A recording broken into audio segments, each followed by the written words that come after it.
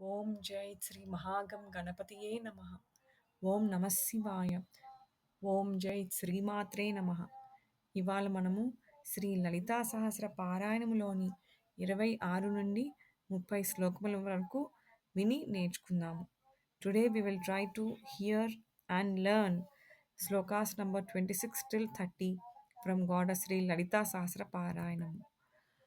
चक्रराजरथारूढ सर्वायुधपरिष्कृता गेयचक्ररथारूढ मन्त्रिणी परिसेविता गिरिचक्ररथारूढ दण्डनाथा पुरस्कृता ज्वालामालिनिकाक्षिप्त वह्निप्राकारमध्यगा भण्डसैन्यवधोद्युक्त शक्तिविक्रमहर्षिता नित्या पराक्रमाटोप निरीक्षणसमुत्सुका भण्डपुत्रवधोद्युक्त बाला विक्रमनन्दिता मन्त्रिण्यम्बा विरचित विषङ्गवधतोषिता विसुक्रप्राणहरण वाराही वीर्यनन्दिता